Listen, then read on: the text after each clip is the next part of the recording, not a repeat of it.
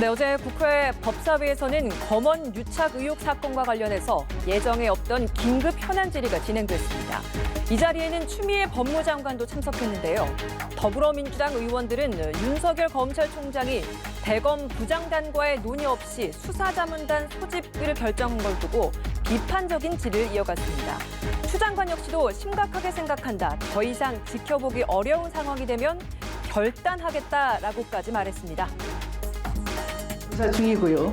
신속히 이 조사를 끝내면 제가 책임지고 또 지휘 감독을 하도록 하겠습니다. 지금까지는 지켜보았는데 더 이상 지켜보기 어렵다면 저도 결단할 때 결단하겠습니다. 통합당 내에서는 윤 총장에 대한 인사조치 가능성을 내비친 추 장관에 대한 해임 건의안을 제출해야 한다는 주장까지 나왔습니다. 이 관련 내용 현근택 더불어민주당 법률위 부위원장, 조청래 전 미래통합당 여의도연구원 부원장과 함께 짚어보겠습니다.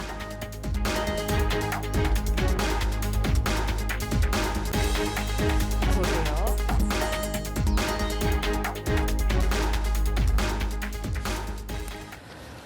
네, 어제 법사위원회에서의 긴급 현안 질의가 있었습니다. 주된 내용은 검언 유착 의혹과 관련해서 대검의 수사 자문단 소집에 대한 공정성 문제였습니다. 앞서 들으셨습니다만 네. 추 장관 어제도 윤 총장을 향해서 강도 높은 비판을 좀 이어갔습니다. 어떻게 들으셨습니까?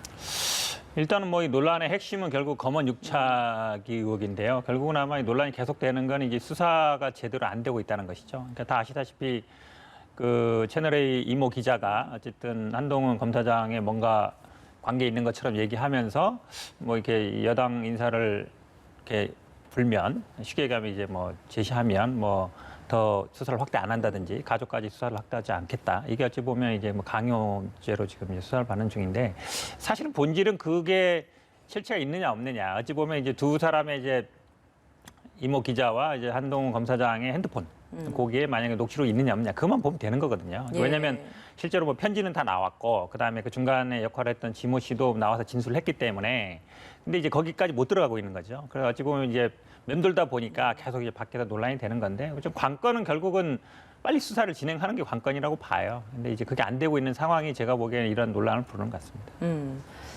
어떻습니까? 법무장관의 검찰총장 흔들기는 매우 이게 이례적인 상황입니다. 지난 수십 년 동안에 그다음에 법무장관이 검찰총장의 수사지휘권을 발동하는 것도 이례적인 상황이었고요. 우리가 잘 기억하지만 노무현 정권 때 천정배 법무장관이 수사지휘권을 발동했다가 당시에 큰 정치적 관심의 대상이 되고 파문이 일었던 적이 있습니다. 이게 지금 추미애 장관께서 계속 대국민, 대국회 상대의 메시지를 계속 내시는데 이런 부분들은 실제적으로는 문재인 대통령께 부담이 되지 도움이 되지 않습니다. 제가 볼 때는 정치적 의도에 대한 추측도 낮게 되고요. 예. 그다음에 이제 우리나라 헌정사에서 검찰 개혁이라고 하면 실질적으로 검찰의 중립성을 보장하고 자율성을 보장하는 게 개혁의 지금까지 방향이었습니다. 검찰총장 임기가 2년으로 된 것도 1988년도에 여야 만장 합일치로 법안을 통과시킨 이후에 된 거고 당시에 김영삼 전 의원이나 노무현 전 의원도 서명했던 법안입니다. 그래서 지금 사태는 제가 볼 때 법무장관이 조금 너무 나가신 게 아닌가 이런 우려를 하고 조금 있습니다. 추가하면요. 사실 그동안 이제 그 수사 지휘권이 이례적인 건 맞습니다. 근데 이제 그 배경을 보면요. 대부분 이제 법무장관이 검찰 선배들이었어요. 그다음 법무부 간부들이 다 대검 그 간부들보다 더 기수 위에 있고 그러다 보니까 서로 알아서 또 다 보고도 하고 유선상으로 다 되는데 지금 뭐 천정배 장관도 얘기했지만 천정배 장관도 어찌 보면 아니었고요. 지금 이제 추미애 장관 같은 경우에도 검찰 출신이 아니죠. 그러다 보니까 어찌 보면 유선상으로 전화상으로 알아서 이게 되는 게 안 되는 거죠. 그러다 보니까 이게 외부로 나오는 건데요. 뭐 저는 뭐 이게 좀 어찌 보면 검찰의 문민화로 가는 과도기적인 현상이다 이렇게 보고 싶습니다. 네, 최근에 민주당도 이해찬 대표가 윤 총장 함구령까지 나왔던 네네. 상황에서 최근에는 오히려 이 비판 수위가 점점 강해지고 있거든요.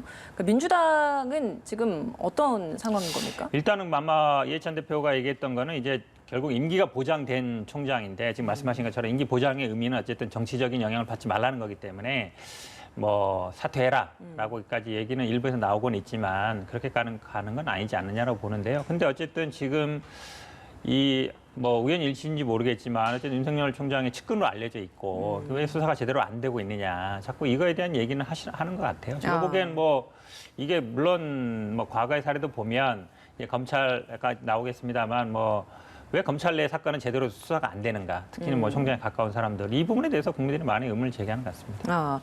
그러면 그 민주당 의원이 검언 유착 의혹과 관련해서 특임 검사 수사를 요청한 그 부분에 있어서 종합적으로 고려를 하겠다라는 게 추미애 장관의 어제 답변이었는데 네네. 특임 검사까지도 필요한 문제라고 보시는 건가요? 저는 좀 늦었다고 봐요. 그러니까 예전에 이제 특임 검사가 아시다시피 이제 총장한테 보고는 안 하고 지휘는 안 받고 나중에 결과만 보고하는. 그래서 대부분 이제 검찰 내 사건 예전에 보면 뭐 그랜저 검사, 뭐 벤츠 검사, 뭐 진성준, 김경준이죠.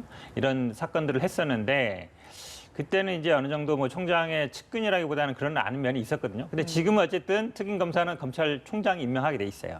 그렇게 본다 그러면 지금 검찰총장이 측근인 상황이 되는 거잖아요. 예. 그러면 임명을 또 누구로 할 것인가 문제되기 때문에 그리고 수사에 아까 말씀드렸지만 이 수사가 그렇게 어려운 수사는 아니거든요. 어느 정도 진척이 됐어요. 그렇게 본다 그러면 저는 아마 그 윤석열 총장이 지난번에 본인 스스로 얘기했듯이 나는 이거 결과만 보고는 받겠다. 그러니까 지금 현재 수사팀에 특임 검사에 준하는 어쨌든 권한을 주겠다. 나는 보고 그러니까 수사 지휘는 안 하고 결과만 보고 받겠다. 이렇게 대외적으로 선언하면 될 거라고 봐요. 지금 이제 공문 나갔는데 실제로는 그렇게 공문 나갔지만 실제로는 또 자문단 구성도 하고 이러다 보니까 그런 오해를 사는 거잖아요. 그래서 아마 저는 대외적으로 여기서 나는 사건에서 나중에 결과만 보고 받겠다. 이렇게 선언하면 나는 해결될 거라고 봅니다. 그러니까 서울중앙지검장도 사실 그 부분에 있어서의 요청을 했는데 윤석열 총장이 아무런 지금 답변을 하지 않고 있는 상황 아니겠습니까? 그 특임 검사 지금 이 시기에 필요한 거라고 보십니까? 지금 뭐 말씀하셨지만 늦었을 뿐만 아니라 적절하지 못하다고 봅니다. 특임 검사는 검찰총장이 임명하지만 수사 상황을 보고할 의무가 없고 수사가 종결되고 난 뒤 결과 보고만 하게 돼 있기 때문에 특임 검사 주장은 말하자면 윤석열 총장을 수사 보고 라인에서 빼겠다라는 그런 의도를 정치적 의도를 갖고 있는 겁니다. 매우 적절하지 못하다고 생각합니다. 예. 그러면 이 얘기는 어떻습니까? 추 장관 발언 중에 더 지켜보기 어렵다면 결단을 하겠다라는 이야기였습니다. 이거 어떤 의도라고 좀 보셨어요? 검찰총장 사퇴에 대한 문제는 아니라고 봅니다. 법무장관이 검찰총장의 사퇴를 좌지우지할 수 있는 권한은 없고요. 법률상으로 명백하게 이념 임기가 보장돼 있고 윤석열 총장은 지금 총장된 지 1년 됐습니다. 작년 7월에 임명이 됐으니까 추 장관의 그 말씀은 말하자면 수사지휘권을 건건별로 구체적으로 수사지휘권을 발동하겠다라는 의지를 보인 거라고 봅니다. 네. 어떻게 보십니까? 뭐 저도 비슷하게 봅니다. 왜냐하면 검찰총장의 임기는 보장돼 있고요. 그다음에 인사권은 대통령한테 있죠. 근데 아마 지금 관건이 이게 수사를 어떻게 할 것인가의 부분이기 때문에 아마 제가 보기에는 뭐 지금 수사팀에서는 어쨌든 그 채널A 이모 기자 영장 청구하겠다는 것이고 윤석열 총장은 뭐 전담한테 맡겨봐라. 그러니까 약간 막는 구조잖아요. 그러면 아마 그 수사를 예를 들어 이모 기자에 대해서는 뭐 영장 청구를 해라든지 아니면 지금 한동훈 검사장 같은 경우도 소환 조사가 안 되고 있고 뭐 지금 디지털 포렌식의 비밀번호 안 알려준다고 하고 있는데 이거에 대해서 어쨌든 강제 수사를 하라든지 아마 구체적으로 수사에 대해서 지휘할 가능성이 높지 인사 문제에 대해서 거취 문제에 대해서 논의할 가능성은 저도 높지 않다고 봅니다. 근데 통합당에서는 이 총장에 대한 지휘권 행사 자체가 잘못된 것이다라고 얘기를 하면서 추미애 장관에 대한 해임 건의안 제출도 지금 검토를 하고 있는 상황이잖아요.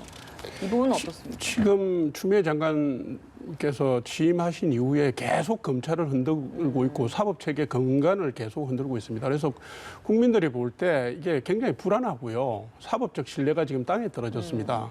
이렇게 역행하는 구조로 계속 가신다면은 뭐 야당 입장에서는 그대로 두고 볼 수는 없는 거 아니겠습니까? 예. 이 부분은 어떻습니까? 그냥 정치적인 뭐 수사라고 봐요. 3분의 1 이상, 그러니까 103석이니까 이제 발의할 수 있는데 그렇죠. 과반이 돼야 되잖아요. 그 과반 될 리가 없잖아요. 그러면 뭐 일단 절차적으로도 안 될 것 같고요. 그 다음에 뭐 요건인데 해임 권리안이 하려면 뭔가 이제 어떤 정치적인 책임도 있지만 뭐 절차적인 문제가 있어야 되는데 지금 수사 지휘권은 뭐 법무부 장관의 권한이에요. 법에 명시되어 있습니다. 구체적인 사건에 대해서 검찰총장만 지휘할 수 있기 때문에 법에 있는 권한을 행사하는 거거든요. 그동안 행사하지 않던 권한을 행사했다고 해서 그거를 뭐 해임 사유로 삼기는 저는 부족하다고 봅니다. 예, 알겠습니다. 추경안 심사 이야기를 좀 해보겠습니다. 이틀 만에 예비 심사가 마무리됐고 어제부터 예산 소위가 열려서 감액 심사가 진행이 됐습니다. 오늘 또 증액 심사를 하게 될 텐데 보니까 10개 부처 상임위 예산 33건 심사를 하는데 네네. 4시간 10분 만에 끝났다고 합니다. 그러니까 통합당은 여기에 대해서 졸속이다라고 이야기를 하고 있는데 민주당에서 하는 이야기는 그동안엔 여야가 다투다 보니까 시간을 허비한 것이지 충분히 가능한 시간이다라는 이야기를 하는 거예요. 어떤 얘기가 더 맞는 겁니까? 과거 사례도 보면요, 사실은 서로 옥신각신하고 이 서류 보고 뭐 논의하는 시간은 얼마 안 됐습니다. 대부분 보면은 뭐 이렇게 카메라 돌아가는 시간에는 서로 이제 옥신각신하고 그 다음에 이제 심의하는 건 얼마 안 되는데요. 근데 사실은 이 예산 심의라는 게 사전에 당정 협의를 다 합니다. 그냥 세우는 게 아니고요, 당정 협의를 하거든요. 그러니까 여당 입장에서는 사실 협의를 다 한 거기 때문에 이걸 가지고 또 얘기한다는 것 자체가 말이 안 되는 거잖아요. 그렇게 사실은 그래서 이 추경 심사에는 반드시 야당이 들어와야 돼요. 그래서 야당이 와서 지적을 하고 그 부분에 대해서 어떻게 하는 것이 그동안의 심사에 시간이 걸린 것이기 때문에 근데 이미 사전 협의를 다 마쳤고 그다음에 뭐 각 상임위에서 또 한 것이기 때문에 이거를 다시 또 여당이 심사할 때 시간의 길이를 가지고 논하는 건 저는 뭐 큰 의미는 없다고 봅니다. 예, 하실 말씀 있으실 것 같습니다. 보통 예산 심사하는데 2주 정도 시간이 걸린다고 통상적으로 얘기합니다. 근데 지금 말씀하신 것처럼 16개 상임위 중에서 8개는 정부 원안대로 그냥 가결했고요. 그다음에 한두 시간에 심사를 마치거나 심지어는 제일 짧은 데는 50분 만에 심사를 마쳤습니다. 이게 이제 정액된 게 3조 1천억 원인데 감액은 뭐 820억여 원이라고 나오잖아요. 예. 근데 지금 사실은 예산정책처에서 3차 추경에 문제가 있다라는 의견을 제시하면서 냈던 의견 중에 35조 3천억 중에서 실제로 세입 경정 말고 세출로 나가는 게 24조인데 24조 중에서 9조 부분이 상품권성 현금 살포 혹은 아르바이트성 단기 일자리 부분인데 이 부분에 대한 감액 논의는 하나도 이루어지지 않아서 이게 졸속이라는 걸 면하기는 어렵습니다. 예. 그러니까 그렇다 보니까 통합당이 들어와서 심사를 해야 되는 것 같은데 지금 상임위에서의 회의에는 참여를 하지 않고 있잖아요. 네. 그러면 복귀를 언제쯤 할 생각인 건가요? 제가 볼 때는 야당이 지금 싸울 수 있는 방법은 사실 없습니다. 보이콧도 이 복잡한 국회 여러 가지 현안들을 국민들에게 알릴 수 있는 방법은 아니거든요. 그래서 저는 원내 활동으로 들어가는 건 시간 문제라고 봅니다. 근데 최근에 이제 3차 추경과 관련해서 일주일 정도 심사 시간을 늦춰달라고 요청한 것은 미래통합당이 국회 예산심의에 들어가겠다는 의지 표명인데 이 부분들을 과감하게 거절을 했거든요. 그러니까 아마도 청와대의 가이드라인을 지키겠다라는 절박성이 민주당 지도부한테 있는 것 같습니다. 좀 아쉽게 생각합니다. 그러니까 시간을 좀 연장을 시키면 통합당도 들어와서 같이 심사를 하겠다. 그러니까 통합당의 참여도 필요한 부분이잖아요. 근데 민주당은 거절을 했어요. 이게 거의 한 달 됐고요. 국회로 넘어온 지. 이거 가지고 사실은 그동안 계속 얘기를 된 겁니다. 민주당에서 계속 어쨌든 추경 급하기 때문에 연구성 협상해달라고 계속 얘기한 거예요. 그리고 어쨌든 이런 임시국회 처리해야 된다는 얘기했던 건데 사실 3일에서 10일로 다시 끈다고 해서 미래통합당이 갑자기 들어와가지고 이럴 것 같지는 않아요. 저는 아마 연기해달라는 거는 원내 복귀 위한 명분. 지금 아무도 없잖아요. 상임위원장도 하나도 못 가져갔고 그런 것 같은데 저는 그냥 그래도 그렇게 달라지지 않는다라고 봅니다. 지금 미래통합당이 사실은 어찌 보면 이제 학생이 학교는 왔는데 수업은 안 들어가는 상황이거든요. 그렇다고 이제 학교 안 간 것도 아니고 간 것도 아니고 이런 상황인데 그냥 저는 복귀해서 심사를 하시고 그다음에 당초의 안대로 11대 7대로 이렇게 상임위원장 나눠가는 방법으로 협상을 해나가야지 이걸 일주일 더 끈다고 해서 상황이 크게 달라질 것 같지는 않습니다. 아무 어떤 명분도 어떤 이유 없이 일단 복귀를 해서 심사에 참여하는 게 필요하지 어떤 명분을 제공하는 건 전혀 중요하지 않다. 그럼요. 지금 말씀처럼 이게 졸속이다 아니면 증액됐다 이러면 사실은 그거 예결위에 와서 각 상임위에 와서 하면 거기서 반영이 되거든요. 그러면 야당이 얘기하고 있기 때문에 기록될 것이고 그다음에 반영도 되는데 지금 참여도 안 한 상태에서 밖에서만 얘기하고 있기 때문에 아무런 그냥 메아리가 없는 그냥 혼자만의 독백을 하고 있는 것이죠. 그러니까 만약에 이렇게 민주당이 계속해서 거부를 하게 된다라고 하면 통합당의 다음 전략은 어떤 거라고 저희가 좀 볼 수 있을까요? 언론에 이미 나오고 있지만 다음 전략이 사실상 마땅치는 않습니다. 제가 볼 때는 적절한 시점에 원내에 들어가서 원내 투쟁하고 입법 투쟁, 정책 투쟁의 수순으로 들어갈 걸로 봅니다. 그러면 다른 딱히 다른 명분 없더라도 국회로 복귀를 할 것이다. 176석을 가진 여당이 끝까지 버티고 독주를 하겠다 하면 야당은 사실 쓸 수 있는 수단이 거의 없습니다. 근데 국민들께서 지금 보고 복귀 계신 대로입니다. 시점에 대해서도 원내대표와 다른 당내 인사들 간의 시기의 차이는 또 지금 이견이 좀 있지 않습니까? 원내로 들어가자는 압력이 당내에서 점점 더 강화될 거라고 저는 봅니다. 특히 이제 이번에 처음 국회의원이 됐던 초선 의원들 같은 경우는 사실은 열정이 남다르잖아요. 그렇겠죠. 예, 원내에서 계속 메무는 게 원내로 들어가지 않는 게 계속 부담이 될 수밖에 없는 상황이죠. 예. 뭐 시기적으로 말하면 아마 7월 임시국회 또 할 겁니다. 이제 그 정도면 아마 될 것 같고요. 명분이라 그러면 아마 지난번에 가합의했던 11대 7 정도를 이제 어쨌든 모양을 좀 갖춰서 하는 정도 되면 시기라든지 명분은 충분히 될 걸로 보고 있습니다. 알겠습니다. 이 질문 좀 드려보겠습니다. 통합당 주호영 원내대표 이 3차 추경과 관련해서 속전속결로 처리되고 있는 이 상황을 세월호만큼이나 엉성한 폭주 기관차다라고 하면서 세월호 사태의 비유를 했단 말이죠. 어떻게 들으셨습니까? 적절하지 못한 비유라고 저는 생각합니다. 예.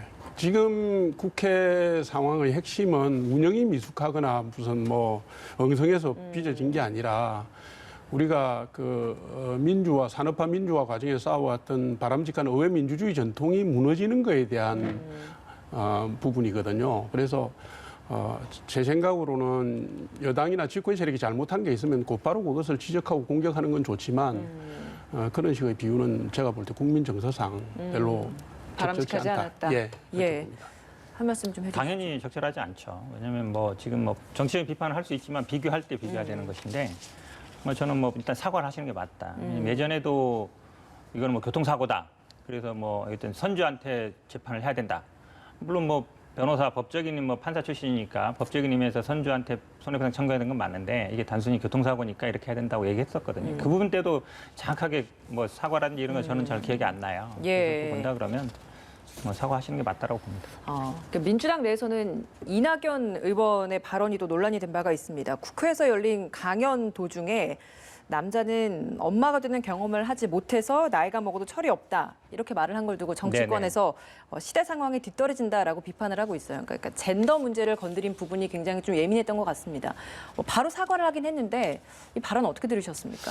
저도 중간에 부분요. 엄마가 되는 경험을 못해서 그 부분만 빼면 맞다고 봐요. 남자는 나이가 들어도 철이 없다. 이건 대부분 이제 아마 뭐 인정할 것 같은데요. 근데 이걸 이제 결국은 남자는 뭐 군대 갔다 와야 돼 사람이 되고 여자는 뭐 애를 낳아야 사람이 된다 이런 식의 인식에 있는 게 아닌가라는 생각이 있는 것 같아요. 그리고 뭐 물론 뭐 이렇게 아주 위대한 과정이고 이렇게 얘기하지만 결국은 여자는 애를 낳고 뭐 어쨌든 뭐 이렇게 결혼을 해서 애를 낳아야 된다 이런 생각이 있는 것 같은데 최근에 보면은 결혼 안 하고도 애는 갖고 싶다 이런 분들도 많잖아요. 그런 것도 꼭 애 낳는 게 부담스럽고 애를 키우는 게 좀 부담스러워서 또 결혼을 미루는 분도 있고 이래서 저는 조금 요즘 얘기하면 꼰대 이미지, 약간 어르신 이미지 이런 이미지인데 좀 젊은 분들하고 좀 더 소통을 많이 했으면 좋겠어요. 보좌관들이라든지 아니면 예전에도 우리 2000 갔을 때도 그렇고 지금 뭐 출마할 겁니까 이럴 때도 뭐 17주 동안 조금 뭐 침묵할 때도 그렇고 어찌 보면 평소에 소통 방식인데요. 좀 더 젊은 분들하고 좀 더 자연스럽게, 그러니까 격이 없이 상하관계 말고요. 상하관계에서는 어차피 말을 못하는 경우가 많으니까 더 소통을 많이 할 필요가 있다고 보입니다. 예, 유력 대권 주자로 거론되는 인물이다 보니까 한마디 한마디가 더 많이 또 조명이 되는 부분도 있는 것 같아요. 어떻게 들으셨습니까? 맞습니다. 내용을 보면 뭐 여성의 출산 경험의 중요성이나 모성 문제를 얘기하신 것 같은데 그 취지를 뭐 이해하지 못할 바는 아닙니다. 그런데 이제 대세론까지 실리는 대선 주자급 인사시다 보니까 이제 모든 사람의 관심의 대상이 되고 언론의 표적이 되잖아요. 사실은 이낙연 의원은 그동안에 다른 지도자들에 비해서 지도자 리스크가 거의 없다. 말씀을 잘하신다, 전략적이다, 신중하다 이런 얘기를 들어오셨는데 예. 제가 볼 때 최근에 이천 화재 사고 때도 책임을 회피하는 듯한 발언을 하셔가지고 현재 그런 위치에 있지 않다 이런 말씀을 하셔가지고 빈축을 샀지 않습니까? 그래서 말씀을 하시면 그게 네이밍을 하고 또 프레임이 만들어지고 낙인 찍기가 일어나고 하니까 좀 더 신중한 행보를 하셔야 되는 건 맞습니다. 예, 조금 풀리신 거 아닌가 느낌이 들어요. 근데 이날 이 표현 외에도 논란이 되고 있는 인천국제공항공사 정규직 전환 논란을 두고도 국회의원들을 향한 어떤 발언들이 있었습니다. 네네. 의원들의 이미지 마케팅식의 발언이 아쉽다. 그러니까 최근에 뭐 국회 내에서는 민주당에서는 김두관 의원 그리고 통합당에서는 하태경 의원이 서로 이제 네네. 설전을 좀 벌이기도 네. 했잖아요. 이 둘을 겨냥한 발언이라고 볼 수 있겠습니까? 그 포인트가 약간 잘못됐죠. 그러면 일단 이 인천공항 사태에 대해서 본인 의견을 먼저 제시해야 돼요. 나는 이렇게 생각한다. 예를 들어서 뭐 젊은 분들이 제시하고 있는데 그건 아니다. 정규직에 비정규직화에 정규직화하는 건 맞다. 어쨌든 이렇게 가든가 아니면 젊은들의 의견에 공감한다든지 예. 이제 그게 대한 의견 표명을 먼저 하고 그다음에 정치적인 요구를 얘기했으면 맞는데 앞에 거는 약간 빠졌어요. 근데 모든 분들이 그게 궁금해요. 왜냐하면 차기 강력한 주자이고 당권이 강력한 주자이기 때문에 그럼 이분이 이거에 대한 입장이 뭔가가 중요한데 그 앞에 게 좀 저는 선제돼야 그다음에 그럼 왜 이건 갖고 정치적으로 얘기를 하느냐 아니면 이슈화시키느냐 예. 이렇게 말하는 게 저는 순서가 맞다고 봅니다. 본인의 의견이 좀 같이 포함이 그렇죠. 됐어야 그게 더 된다. 중요하죠. 예, 어떻습니까? 어떤 이낙연 의원의 이번 인국공 사태에 관련돼서 개별 의원들의 이미지 마케팅이 아쉽다라는 표현이 있었거든요. 예, 그 뭐 저 인국공과 관련된 부분은 민주당 의원 전체가 좀 문제가 있다고 제가 보고요. 이게 공감 능력도 제가 볼 땐 총선전하고 많이 다른 것 같고, 그다음에 청소년들이 그 경련 박탈감이나 이런 부분에 대한 정서를 읽어내는 것도 많이 문제가 있다고 생각을 합니다. 예. 그런 차원에서 하신 말씀 같아요. 이낙연 의원 얘기 하나만 더 여쭤보고 이 내용을 좀 끝내도록 하겠습니다. 이낙연 의원이 오는 7일에 이제 전당대회 출마를 하겠다라고 네. 공식 선언을 할 것 같습니다. 이 얘기가 나오자마자 김부겸 전 의원도 다음 주 내에 나도 출마 선언을 한다라는 이야기가 됐어요. 그러니까 네. 점점 전당대회가 이제 점점 불붙는 것 같은데 아직까지는 이낙연 의원 대세론이 좀 더 강한 것 같은데 앞으로도 계속 이 추세가 이어질 거라고 볼 수 있을까요? 현재 대부분의 언론은 그렇게 보는 것 같습니다. 그러면 이제 아마 그 지난번에 문제가 됐던 최고위원 임기 문제는 정리돼 있습니다. 2년 보장해주기로. 그러면 결국은 그 선거의 당대표 선거 이슈는 아마 뭐 7개월짜리 당대표가 오르냐 그러냐 이걸로 갈 것 같고요. 변수로 따진다 그러면 아마 지금 이제 나머지 세 분이 있거든요. 이제 세 분들이 과연 이제 합종 연행이 어떤 식으로 될 것이냐 예. 그것도 있고, 그보다 또 더 큰 부분은 지금 어찌 보면 이낙연, 김부겸 이렇게 나오면 이분들이 대권도 생각하는 분들인데, 예. 그러면 이재명 지사라든지 아니면 박원순 시장이라든지 이런 분들도 직접 나서지 못하지만 어쨌든 누군가를 지지한다든지 이런 상황, 결국은 아마 뭐 합종 연행, 그다음에 나머지 대권 주자들의 어떤 의사라든지 아니면 행보 이런 게 제가 보기에 중요한 변수가 될 것 같습니다. 예. 예, 다른 후보들의 기반이 각각 상이하고 그다음에 공동의 아젠다를 가지고 연대를 하는 것도 어려워서 제가 볼 때는 전당대회는 뭐 이낙연 대세론이냐 아니냐 그렇게 할 것 같고요. 출마 선언은 7월 7일 날인가 뭐 이낙연 의원께서 하시면 예. 7월 중순까지 연쇄적으로 이어질 거라고 봅니다. 근데 초기에 당권 대권 분리 기준과 관련돼서 전선이 만들어졌던 것이 그 이후에 좀 유야무야되면서 전당대회 국면 자체는 조금 밋밋하게 큰 변수 없이 가는 거 아닌가. 그럼 이낙연 대세론이 끝까지 좀 이어질 것이다. 네. 알겠습니다. 이 질문도 드려보도록 하겠습니다. 청와대가 통일부 장관 후보로 이인영 의원을 염두에 두고 검증 중입니다. 이와 별개로 또 외교 안보 라인 교체 가능성까지 지금 거론이 되고 있거든요. 정의용 국가안보실장은 스스로도 사의 의사를 많이 밝힌 바 있다고 하는데 그럼 그 후임으로 좀 누가 유력하다고 보십니까? 인사 문제는 저도 잘 몰라요. 사실은 그냥 언론에 나는 정도인데 이게 굉장히 어렵습니다. 왜냐하면 뭐 아시겠지만 막판에도 이제 바뀌는 경우가 있거든요. 그래서 언론에서 오히려 지금 뭐 나오듯이 이제 이인영 뭐 단수로 뭐 검증하고 있다. 그다음에 뭐 서훈 국정원장은 아마 안보실장으로 가지 않겠냐라고 예. 대부분 보는 것 같은데요. 그럼 결국은 이제 지금 아마 통일부 그다음에 국방부 얘기도 있습니다. 국방부도 그동안 우리나라 국방부가 사실은 사성 장군 8명 중에 6분이 육군일 정도로 육군 위주예요. 그리고 예. 해군 공군은 이제 미군이 약간 책임지는 자동인데 그동안 공군과 해군에서 해왔거든요. 그러니까 아마 육군 출신이 가지 않겠냐 이런 얘기도 나오는 것 같고, 그러면 이제 국정원장 누구로 갈 거냐 지금 나오는 것처럼 뭐 임종석 비서실장, 왜냐하면 뭐 대북 협상도 많이 했었고 그다음에 뭐 문재인 대통령 신임도 있고.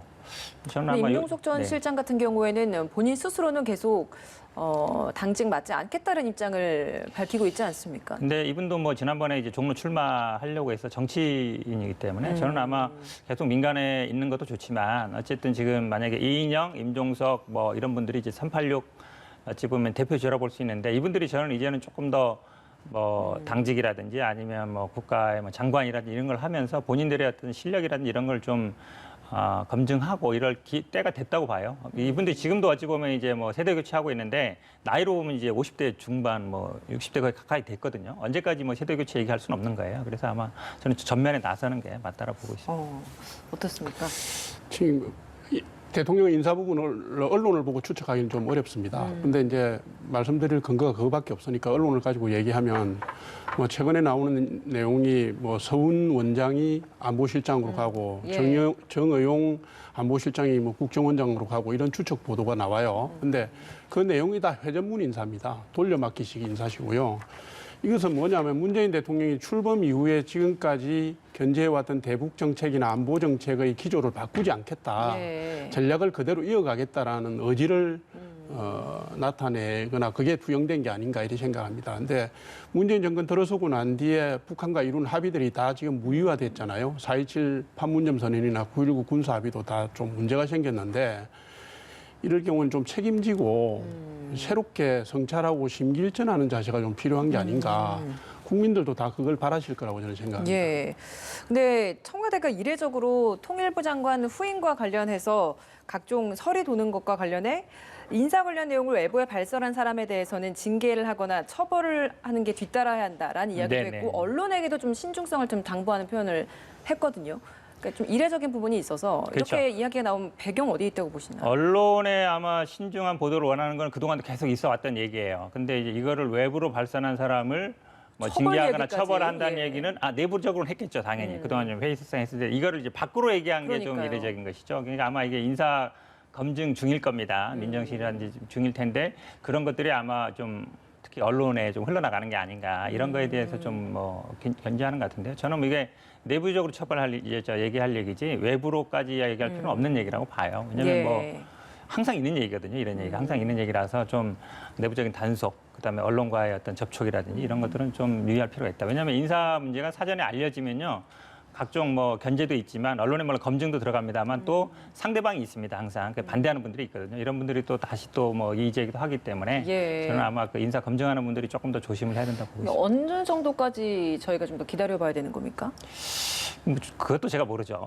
최종적인 결심하는 부분인데 어쨌든 공석이 있지 않습니까? 예. 지금 통일부 장관이 공석이기 때문에 그리고 지금 남북 문제라든지 지금 비건 대표가 방안도 있고 이래서 저는 뭐 일단 시간은 급하다고 봅니다. 통일 문제도 있고요. 그다음에 어쨌든 대선도 가까워오지만 이게 사실은 시간이 많지 않다고 봐요. 어쨌든 북미 회담 추진도 결국은 저희한테 시간이 많지 않기 때문에 일단 빨리 이루어지는 게 낫다고 봅니다. 알겠습니다. 현근택 더불어민주당 법률위 부위원장, 조청래 전 미래통합당 여의도연구원 부원장과 함께했습니다. 고맙습니다.